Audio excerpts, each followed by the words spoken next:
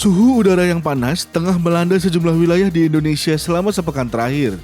Berdasarkan hasil pengamatan yang dilakukan oleh Badan Meteorologi, Klimatologi dan Geofisika atau BMKG, suhu maksimum yang terukur selama periode 1 hingga 7 Mei 2022 berkisar antara 33 hingga 36,1 derajat Celcius.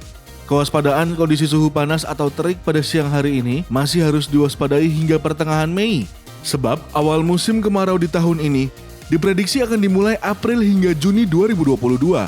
Fenomena suhu udara yang tinggi ini dapat dipicu oleh sejumlah faktor. Di antaranya, posisi semula matahari saat ini sudah berada di wilayah utara ekuator. Hal ini menandakan bahwa sebagian wilayah Indonesia akan mulai memasuki musim kemarau. Tingkat pertumbuhan awan dan fenomena hujan yang terjadi akan semakin berkurang sehingga cuaca cerah pada pagi menjelang siang hari cukup mendominasi. Lebih lanjut, dominasi cuaca yang cerah dan tingkat perawanan yang rendah mampu mengoptimalkan penerimaan sinar matahari di permukaan bumi sehingga menyebabkan kondisi suhu yang dirasakan akan menjadi cukup terik pada siang hari. Presiden Joko Widodo meminta jajaran menteri mewaspadai musim kemarau yang akan terjadi sebab memicu kebakaran hutan dan lahan. Hati-hati mengenai musim kemarau, hati-hati mengenai kebakaran hutan dan lahan, dan juga hati-hati, kemarin kita sudah berbicara dengan menteri-menteri mengenai penyakit kuku dan mulut. BMKG menegaskan bahwa suhu panas yang terjadi di sejumlah wilayah di Indonesia bukanlah sebuah fenomena gelombang panas atau heat wave.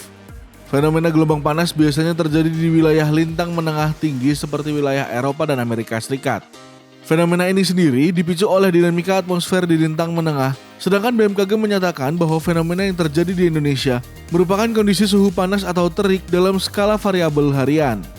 Badan Penanggulangan Bencana Daerah atau BPBD Provinsi DKI Jakarta mengimbau masyarakat untuk menghemat air karena mulai memasuki musim kemarau.